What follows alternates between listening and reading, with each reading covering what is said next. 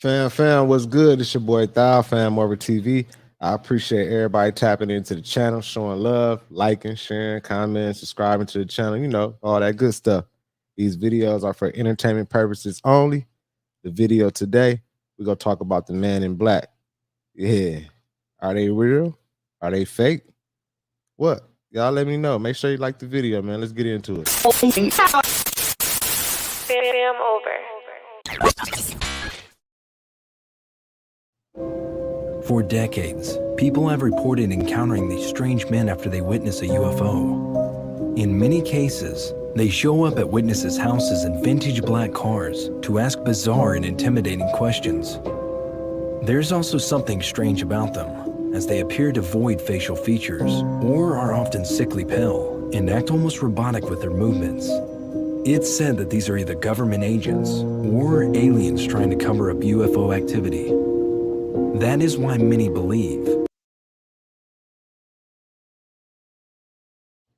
I don't know.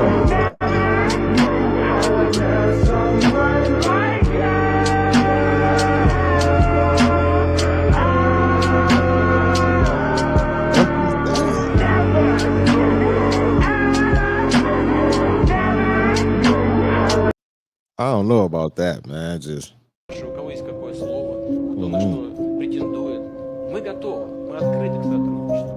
Но все-таки есть определенный долг. Понимаете, я уже общался и с одним президентом США, и с другим, и с третьим. Президенты приходят и уходят, а политика не меняется. Знаете почему? Потому что вот человека избрали, он приходит с одними идеями, к нему приходят люди с кейсами, хорошо одетые и в темных, как у меня, костюмах, но только не с красным галстуком, а с черным или с темно-синим. И начинают объяснять, как нужно делать. И все сразу меняется, понимаете? Это происходит от одной администрации к другой. Y'all gotta zoom in on that. Putin was talking some real shit on that. Like, y'all gotta zoom in, man. He always be like spilling everything. That's why they don't like him. Guys, is this a real Men in Black episode? As you can see, this guy's using some kind of telepathy or some kind of power. He turns into dust.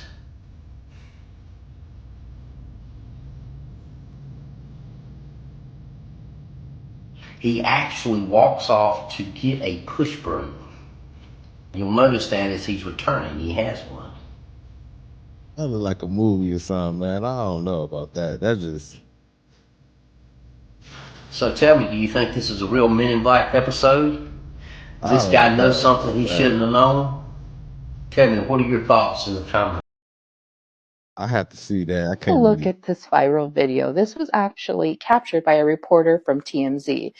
And the reason why it's broke the internet is because this is a building in New York City that has no windows. And people have no idea what it's used for. I kind of have an idea. Could this be the headquarters for MIB? Take a look and tell me what you think this building is for.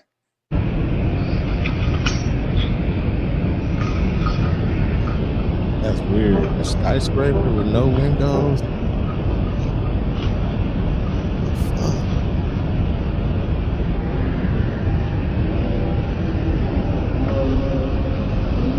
Man, what y'all think?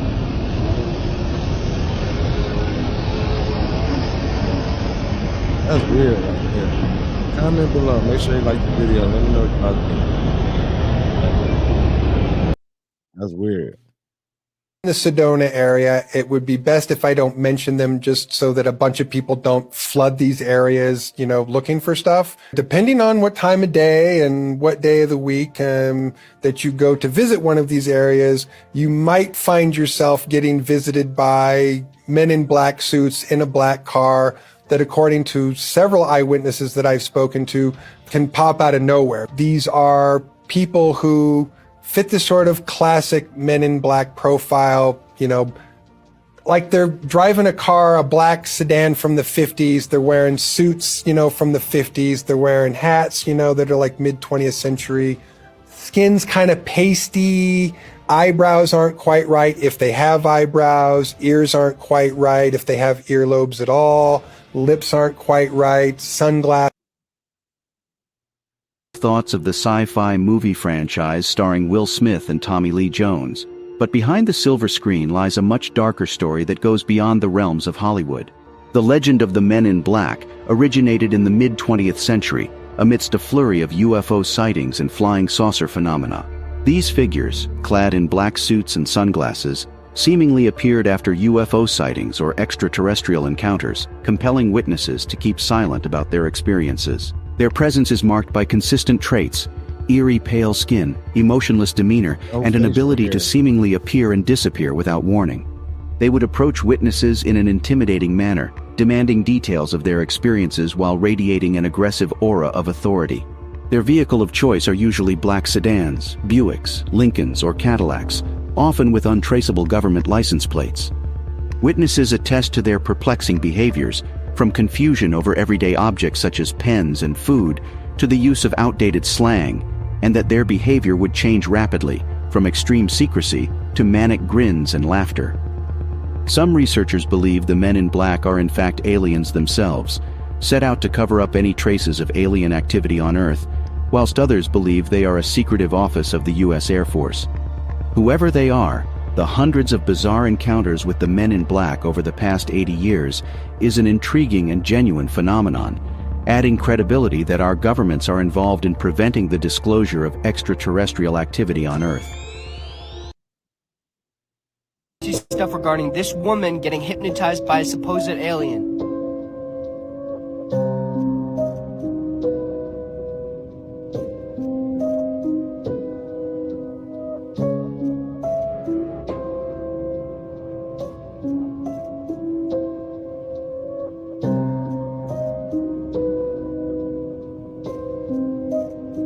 But if it's,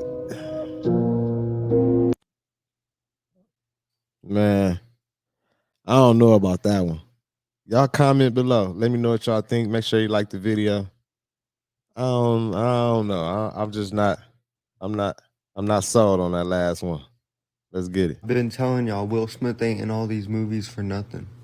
White House with my family, and we were getting a tour, and Barack and Michelle and Sasha and Malia, and it's me and Jada and the kids, and we're walking through the White House. And the night before, Jaden had said to me, "Dad, I got to ask the president about the aliens." I was like, "Jaden, do not ask the president." So we get into the situation room, and Jaden says, "Excuse me, Mr. President." And I was like, "Hey, Barack, man, hey, listen, Jaden. And Barack said, "Don't tell me." And in perfect form, like, this is why he's the president, he stopped and looked at Jaden and said, "The aliens, right?" And I was like, "Oh, shoot." And we said, "Okay, I can neither confirm nor deny the existence of extraterrestrials, but I can tell you, if there had been a top secret meeting, and if there would have had to have been a discussion about it, it would have taken place in this room." You should look into this. You gotta find out. Come on, man. Do you want to find out? Listen, here's the deal. Aliens. I know. I have the top secret information. I just can't share it. You don't think I've made all of these movies?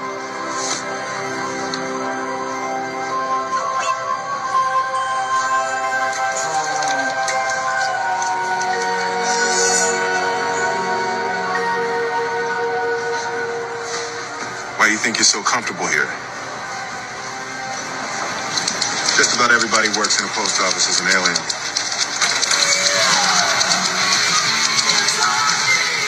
Not been briefed by the White House. It makes sense now. Of course. I know. I just can't tell you.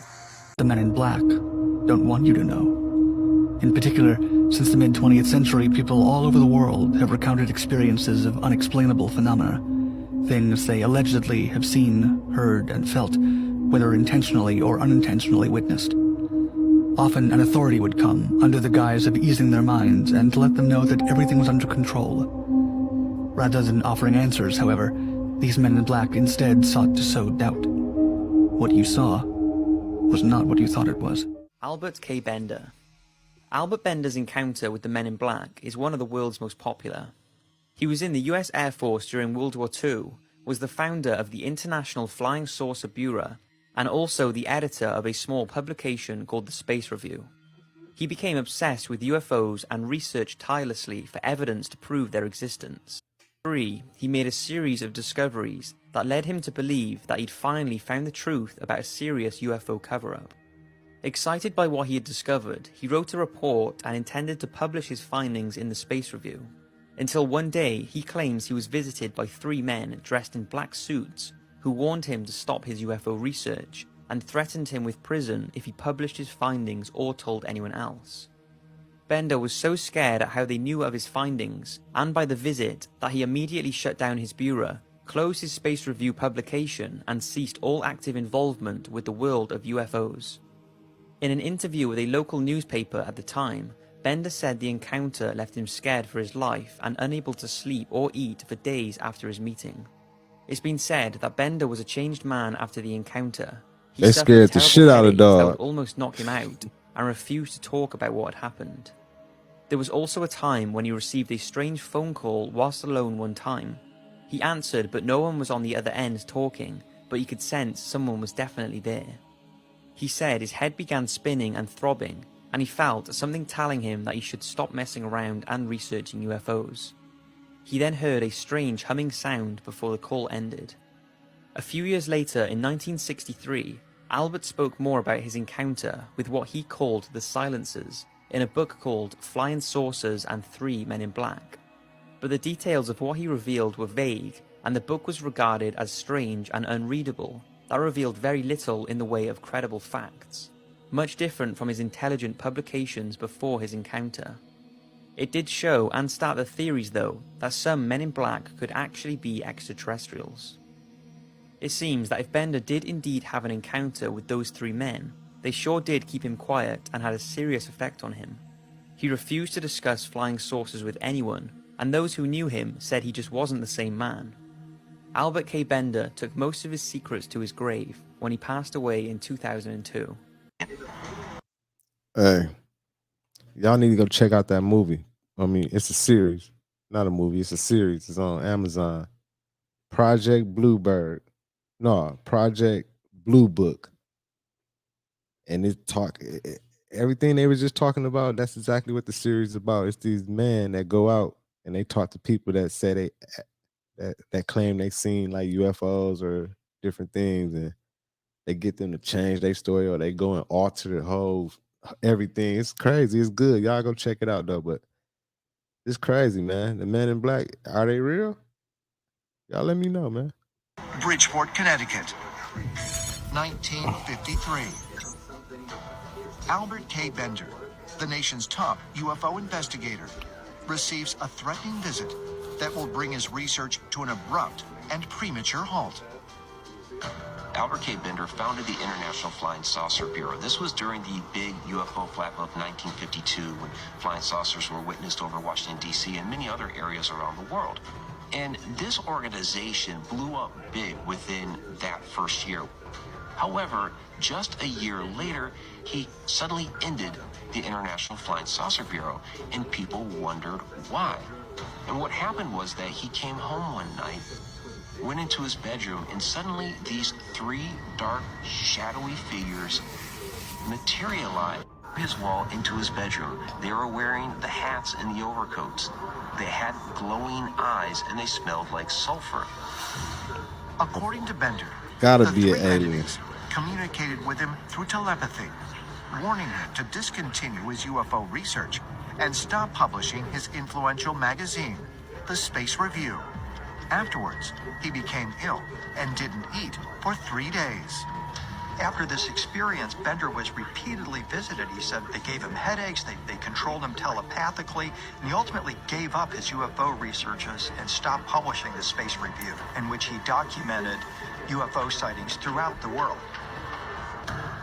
The visitors Albert Bender encountered matched descriptions of what is today known as the Hat Man, but he called them by another name, the Men in Black. While the Men in Black are often portrayed in pop culture as government agents, many who claim to have encountered them believe they are something other than human. They talk to UFO witnesses. Some people have reported they seem to not know things that are common, like know which end of a pin to use, or if they're offered something to eat or drink, they don't know how to eat or drink it. There's a theory that the Motherfuckers Hat gotta Man be and the Men in aliens. Black are actually the ringleaders of the Shadow People, and that in fact they direct the Shadow People to influence humans in particular to keep them from investigating UFO experiences. And this is originally where the Men in Black came from. This is the whole thing behind that. And this was back when supposedly everything had taken place in Washington, D.C. They had seen UFOs. And we're talking about multiple UFOs over the White House. And it was even in the newspaper and then swept under the rug, just like the Roswell deal. Swept under the rug. In the 50s. I hope the Men in Black don't come pay me a visit for making this video, man. Since they like that. Or they just coming to people who just reporting UFO sightings and stuff like that. If they real, I don't know if they real or not. These are just allegedly, these are just stories and everything. We don't know. We don't know for sure. Like, I never seen it. But it is, I mean, some people say they seen it. So y'all comment, let me know what y'all think. Make sure you like the video, man. It's crazy though. 50s, and then the treaty and all this kind of stuff. And the Men in Black were thought not to even be human in some stories. They're thought to be, you know, hear about the government being the Men in Black, and then you've seen the movie, the Men in Black, and you think of it being like regular humans, and then you hear the smell of sulfur, and it makes you think of demonic activity, and he talks of shadow people. Well, personally, I've had encounters with things that materialize through surfaces and through solid, you know, matter, and materialized through that, and appeared to me. And I've seen things now, not the Men in Black, but some other things. And with that being said, the Men in Black definitely might be some type of interdimensional being, and if they're telepathically communicating with people, then I mean they could be extraterrestrial. That's the reason I say in a lot of my other. Do y'all think that's what it is? That we got some aliens on our team, and they using them? That's who the Men in Black is. They go around and handle that type of business as far as UFO sightings and the weird shit. It might be, because there's some videos on here when you see like some of these people that they say is Men in Black, they look super weird, and they don't even look like a regular person. It might be under a suit or something. I don't know, man. Comment below. Let me know what y'all think. Videos that a lot of these things go hand in hand, and they're the same thing. You think of the paranormal and ghosts and demons and demonic activity and things like that, and you separate that from aliens and all this kind of stuff. But in actuality, it's just really high-tech technology, and that's what it is. I mean, you know, back in the day, you would have never saw the technology we have now. You couldn't have imagined having the things that we have as advanced as it is. And it's the same with this. The things we have always called magic, always called sorcery, really is just high-tech technology so far advanced past us, we call it magic. Yeah, it's ahead of us. It's ahead of us, man. That's exactly what it is. Could it just be like advanced technology? Could it just be like some AI type thing? Covered up, robot type thing, covered up looking like a person or something that they sending out doing all this? I don't know, man. Y'all comment below, let me help me, because this is wild to me. Let's get it. It's almost midnight on May 1st when a Las Vegas Metro police officer's body cam. Alright, you guys have heard about the recent UFO sightings in Las Vegas. Apparently, many believe that the Men in Black were involved in regards with covering it up. But who are these mysterious government agents, and what do they have to do with extraterrestrial activity? In this video, we're going to look over the news and see what's really going on, and see if the Men in Black have their connections to the UFO sightings.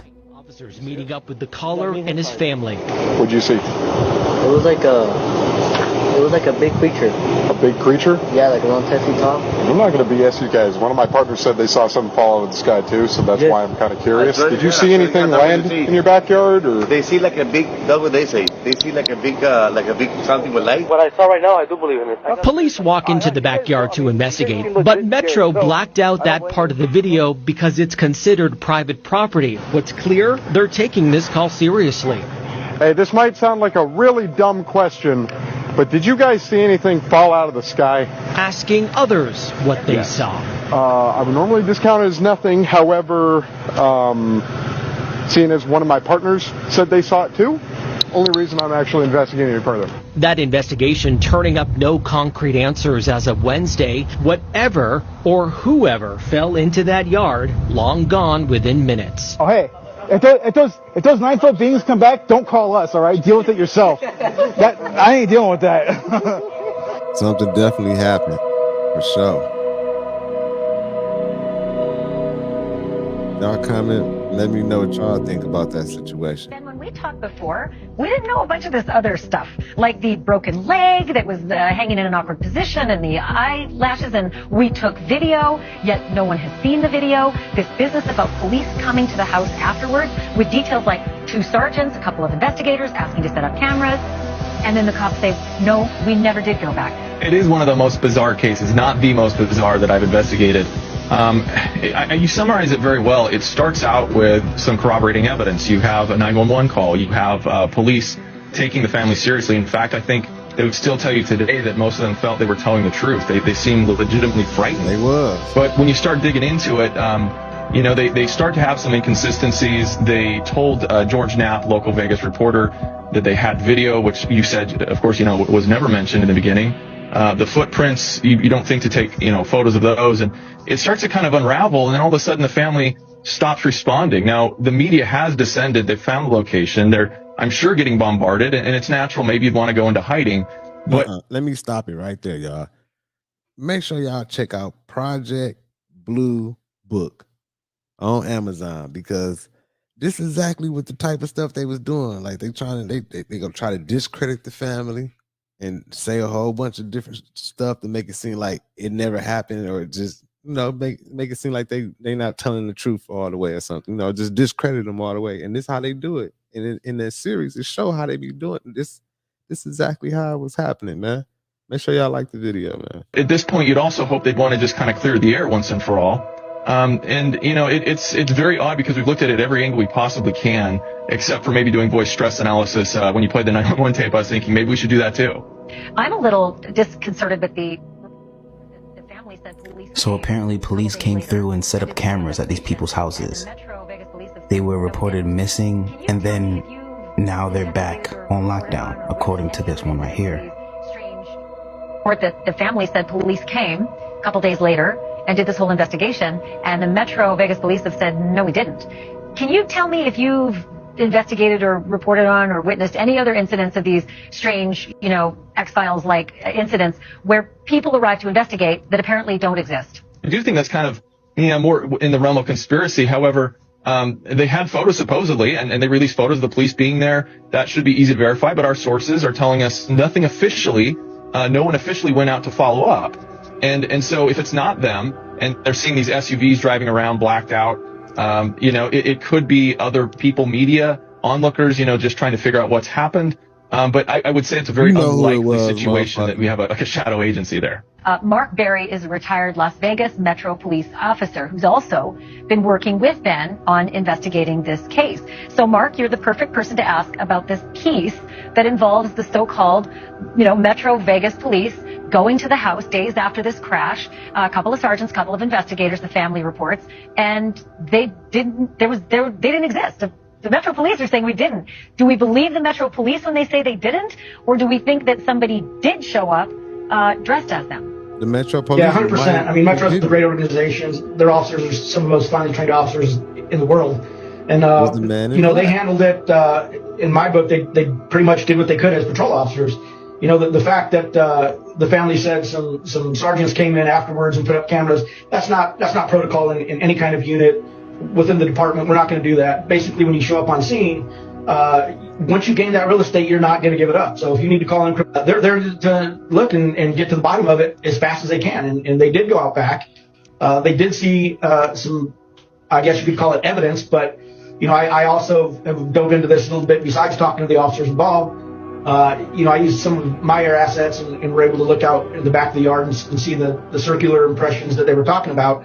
And in that backyard, there's a number of trailers, a number of flatbeds, and the circular impressions are very indicative. You also spent some time staked out. Like, you staked out to see if you could get a read on this family. The family has ghosted everybody. They're not responding to interviewers that they made appointments with. They're not responding to telephone calls. I don't even know if they're in the house anymore. But what was your read when you were parked out front for hours? They not responding because y'all ain't gonna do nothing but lie and make up stories and make them look like they crazy or stupid or something. So they like, man, fuck y'all. Like, why even? Y'all know exactly why they hiding it. And then be people like this in the media it's crazy, man. Y'all comment, man. Let me know. Hours and hours. Yeah, so I'll admit I drive a black SUV. Okay, there you go. We can explain the black SUVs away now. I do not wear black government-issued sunglasses, so there's a little difference there. I have talked to some of the neighbors. I have been able to confirm noise, the big giant boom that the Ring camera had caught at one part of the valley. But there's some more issues with the backyard.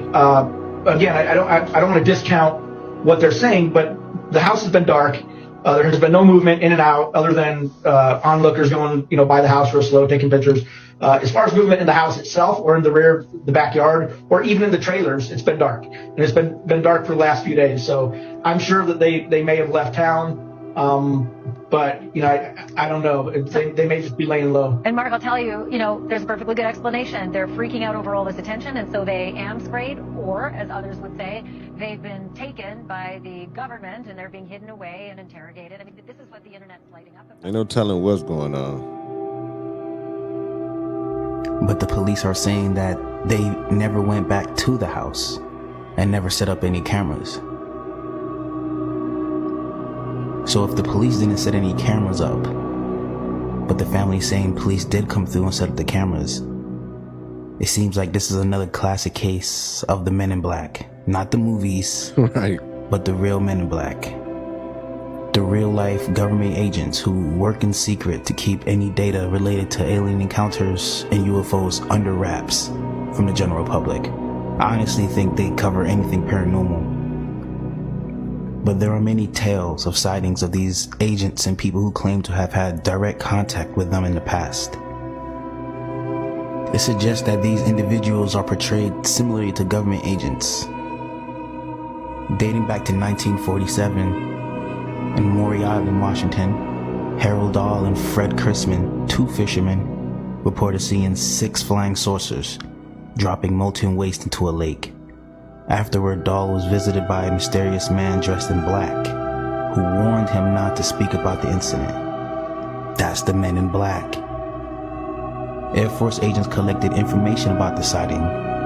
Dahl later claimed that its initial denial of the incident was made under pressure. Of course, don't speak about it, don't talk about it. Look at that. What the fuck is that? Is that real? Look at that. That's what I was saying. Like, that don't even look like a human or nothing. That look like that's probably an alien, and they got a little suit over him to make him look like that. And they did a horrible job because that shit look weird. I see some motherfuckers out like that playing security. I'm gonna be like, man, what the fuck is y'all? I definitely gotta talk to them, make sure they real. Y'all can let me know what y'all think. One of my bellmen approached me, and he had a weird look on his face, and he said to me, well, this is really hard for me to say. He said, but there's a couple really strange-looking men that were here, and they kind of freaked everybody out. They were asking questions about you. And I said, a couple guys, what do you mean? Of course, now I'm getting a little bit nervous. And then he said, well, they were, he goes, I don't know how to describe them except for extremely odd looking, really, really tall.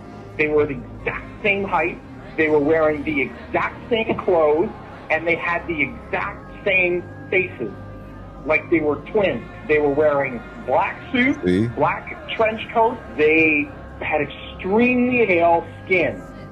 They came in and they looked around a little bit and they asked for you. And I said, I'm sorry, he's actually not working today. It seemed like they didn't believe me, so they started to walk around the hotel, and he goes, I got busy. I started to have to bring cars around and get luggage. By the time I came back, they were gone. He goes, they freaked me out, and I really wanted to tell you. So, of course, now I'm a little bit skeptical and I'm a little bit freaked out all at the same time, so that I run into my security office, and I rewound the cameras, and sure enough, here comes two gentlemen through the front door looking exactly how he described. I was talking with my tour desk. She came in my office, the same as my bellman, and she said, I need to tell you about something that happened. I heard that you heard that there were some men looking for you. And I said, yes. And she said, they asked a few questions about you, and they said strange things that I didn't understand. And they were talking about governments and conspiracies, and none of it made any sense to me. But she goes, they were very, very scary. And I said, well, why were they scary? And she said, they had no facial hair, none. She said they had no eyebrows, no eyelashes, nothing. It wasn't even real. And she said, and the scariest thing, their eyes were so big and so blue that they almost hypnotized me a little bit. And she goes, and you're going to think I'm crazy when I tell you this, but I swear they knew what I was thinking. I swear, and I don't think I'm crazy, but I don't even know how they could do it, and I don't know why I'm even telling you this. She goes, so I started to think about things other than you, and I don't even know if it worked. And she started to cry, and she said one more thing before she left. She said, these men, they didn't blink. Not once did I see them blink. I believe it. I believe it. What y'all think, man? Like, what y'all think about that story? And then y'all seen the footage and everything. Said they look the same and everything. Like I said, I think they aliens and they just got on suits. They all look the same, man. It's crazy. Make sure you like the video. They don't need one either. They're happy. They think they have a good bead on things. Well, why the big secret? People are smart. They can handle it. The person is smart. People are dumb, panicky, dangerous animals, and you know it. 1,500 years ago, everybody knew the Earth was the center of the universe. 500 years ago, everybody knew the Earth was flat. And 15 minutes ago, you knew that people were alone on this planet. Imagine what you'll know tomorrow. What's the catch? The catch is you will sever every human contact. Nobody will ever know you exist anywhere. Ever. Man in Black. Sunrise to think it over. They tell you the truth all the time in movies. Hey, Most deaf in the Men in Black Oh, yeah, movies. if you're strong enough.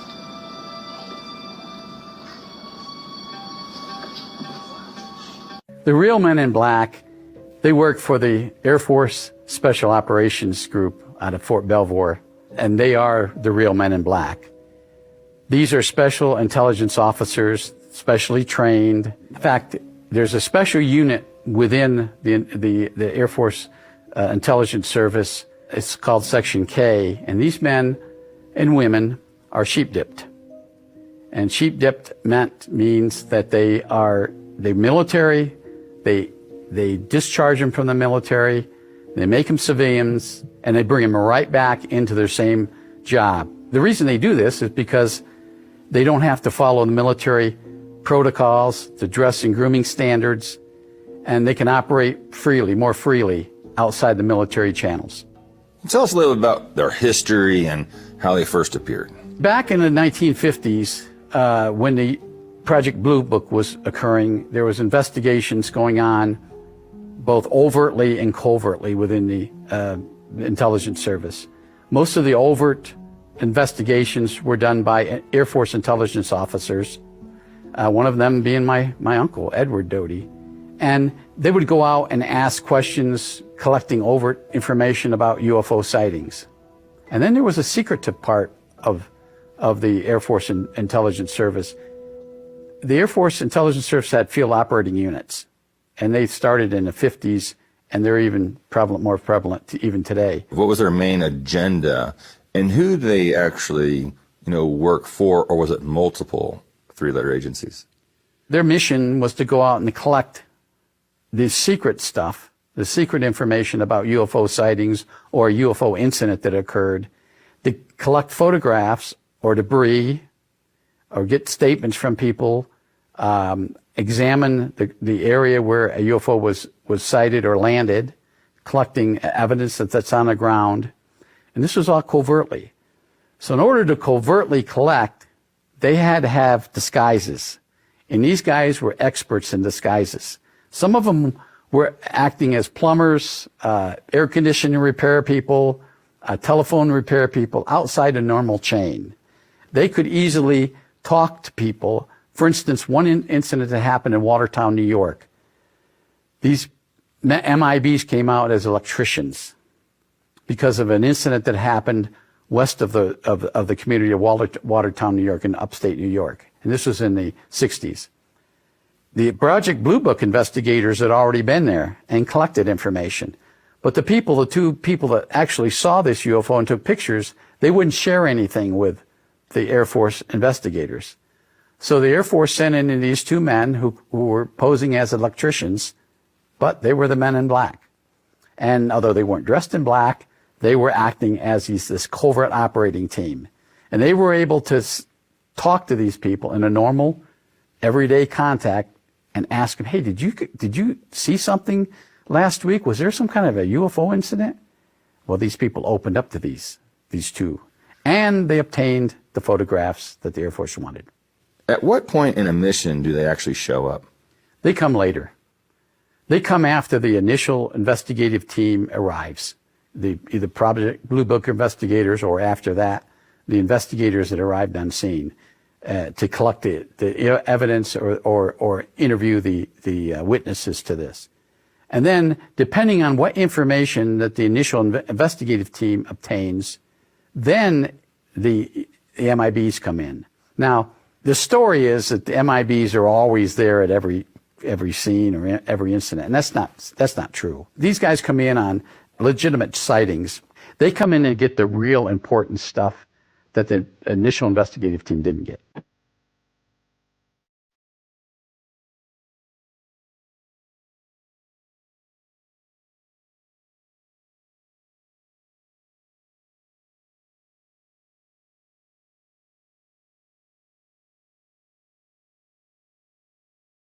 Motherfucking neck long as hell, whatever it is.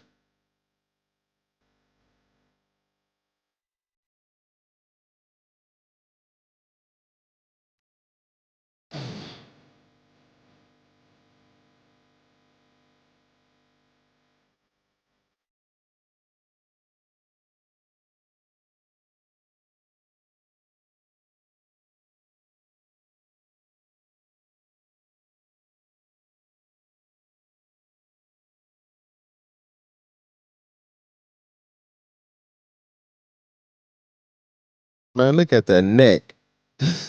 Amici, oggi ho visto questo video e mi sono incuriosito. Ho letto qualcosa come Men in Black. Ovviamente queste sembrano... Is that real, y'all? Is that real? I think it's real because people in the background is like looking at him and everything. They looking at him like, look at him, man. Look at their suits. They all out of shape and everything. That's an alien, man. Queste sembrano maschere. Si muovono anche in un centro commerciale. Però quello diceva con l'altro: vieni con me, un po' strano. Vediamoli attentamente. Beh, effettivamente sembrano maschere. Sono un po', diciamo, anomale come maschere. Però mi sono ricordato questo video, dove praticamente sono gli stessi personaggi. Queste maschere non tanto, Somebody non mi please sembrano help me. maschere, poi non so, fanno un qualcosa di particolare con delle persone. Ma vediamoli attentamente. Questo è il personaggio, vediamolo ingrandito, e ora li ho paragonati. Beh, quella di destra sembra una maschera, quella di sinistra non mi sembra. Idem, quella di destra mi sembra una maschera, quella di sinistra no. Amici, oggi ho visto questo. Hey, listen, the moral of the story is, if you see a UFO or something, alien or something, you might want to keep it to yourself. They go come visit you for sure. Like, y'all let me know what y'all think about this. I actually got an interview of an ex-Man in Black agent, but he passed away, but he did the interview before he passed away. I appreciate everybody who's still hanging out with me. Make sure you like the video. Make sure you comment. Let's watch this interview and then we'll wrap it on up, man. Let's check it out. Let me see.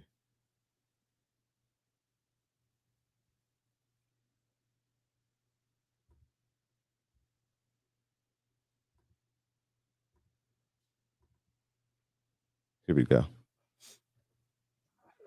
From May 1970 to October 1997, I served the United States government as a top secret operative, but not in a category that is commonly known or understood. I was known as a man in black. Following 7 years acting as a counterintelligence agent for the CIA, I was recruited for a new assignment that entailed working within above top secret operations. I was aware of the black budget projects, but never knew the context of them due to their high level of secrecy. Even the president was denied access to their inner workings. Annually, billions of dollars are poured into black projects, which operate without any supervision or intrusion. They have full autonomy. The operations deal primarily with advancing military technologies, most of which have been reverse engineered from recovered alien spacecrafts that had either crashed or were shot down by our military. The public, sadly, will never, ever have knowledge of these operations. This transition in my life happened in 1970. The senior black project director was William T. Latham, who had worked under CIA Executive Director Richard Schlesinger. Latham stated that I was the perfect candidate for my new position. I was a foster child, and I had no connections to existing relatives. I had no friends or social life. It was easy for them to erase my past and provide me with a new identity. I gave myself to them as a priest would to his God. But first, my mind had to be erased. I was injected with various forms of mind-altering drugs, LSD, heroin, mescaline, morphine, sodium pentothal, and more. Drug-induced hypnosis followed with antegrade and retrograde amnesia.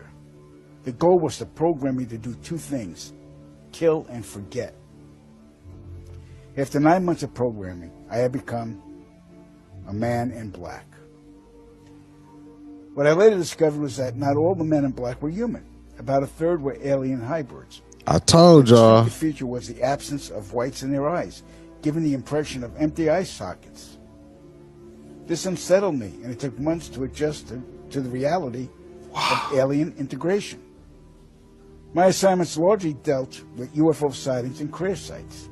In August of 1971, I witnessed my first UFO crash site just north of Edwards Air Force Base in California.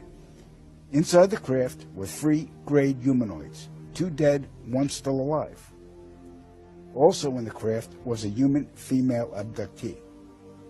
The alien humanoids were transported to the base, but 2 witnesses had arrived before us and took several photographs. The first surrendered his camera, but the second fled. When we apprehended him, he resisted, and I was ordered to silence him, which I did. The killing of witnesses was executed with a wand that acted very much like today's taser. With the voltage from the wand would Make cause it like a immediate heart attack. cardiac arrest, and the victim's death would be attributed to natural causes. We silenced countless victims, not only men, but women of all ages and even teenagers. I heard about that wand, that that helicopter. I mean, my bad, y'all. I said helicopter because I hear it in the background. But I heard about that one the CIA be using when they touch you and it seemed like you had a heart attack out the blue. Like you can do the research on that. Like they got reports and everything talking about it and everything. But this is weird. This is so crazy to me, man. The Man in Black. I definitely don't want to see them. Not them alien looking things. The following day, after each kill, our memories were reset, so we would have no recollection of the murders. A good majority of the victims were ufologists and whistleblowers. Among the ufologists I personally silenced were Paul William Cooper, Milton Vigay, Claude Monroe, Anthony Vargas, and noted documentarian Samantha Willis. When my wand malfunctioned with Samantha, I resorted to strangulation. She fought for her life for almost 2 minutes. In recalling this act, I stared into her pleading eyes for the entire duration with absolutely no remorse, guilt, or feelings. That was how effective the mind conditioning was. And it's her face that haunts my dreams more than anyone's to this day. Y'all think you telling the truth? So they stuffed out a documentarian. Yep. Well, that's not good to hear. Yeah. All right, we're going to move on. In 1954, Dwight Eisenhower signed what's known as the Granada Treaty with the alien gray race. In exchange for shared alien technologies, the Greys were allowed to abduct a number of humans annually for medical examination.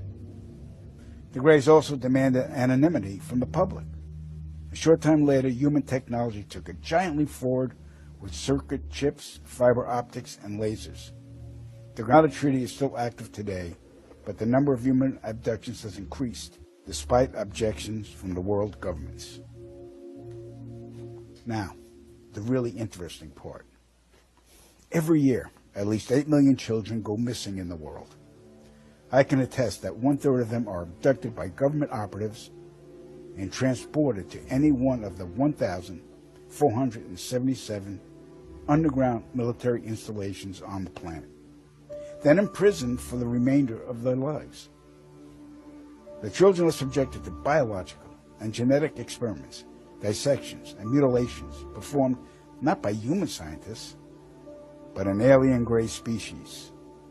During my stay at the Vanguard Underground Base north of Phoenix, Arizona, I witnessed many of these procedures. Because there was no form of anesthesia administered to the young patients, the halls reverberated with the screams of the children from morning to night. The ones that perished were incinerated in the installation's crematoriums. My point of contact at this base was Lieutenant Colonel Charles T. Leninger, and he was a human-alien hybrid. Wow. Get ready for this. In 1994, the World Population Summit in Cairo, Egypt, had 160 nations participate, where they all agreed that the human population was out of control and must be stopped because the world is running out of resources. An agreement was formed that would mandate the reduction of humans from 6 billion to 800 million by the year 2030. This meant finding a method or methods to wipe out nearly 95% of the population. Solutions were discovered, investigated, tested, then created, and have been in full force since. The procedures have been inflicted onto the human race are as follows. 1. Toxic levels of chemically enhanced fluoride have been secretly added to our drinking water over the last 20 years in every city and community on the planet. I personally oversaw the delivery of fluoride barrels to Denver, Chicago, Tampa, and Minneapolis water departments. The adverse effects of fluoride poisoning to the human body are numerous and debilitating. The effects to children is damage to their neurological development, among other serious ailments. We can't even drink the fucking water, 2. man. Man-made viruses and diseases. The AIDS virus, which was a designer byproduct of the American Disease Institute, was distributed through vaccines to the public in 1980. Instituted as a preliminary population control tactic The results were successful and led to more lab-produced viruses that have since been unleashed onto the public. Among those is the development of a mutated version of the common flu to replicate the 1918 influenza pandemic that killed 40 million people. The first strain of this new flu virus will be released to the public in late 2017. So if we see a flu I know what that in was. the late 2017 or early 2018 that's killing people, we'll know this is true. Right. 3, killing us from the air with neurotoxins, barium chloride, cancer microbes, and viruses by way of chemtrails.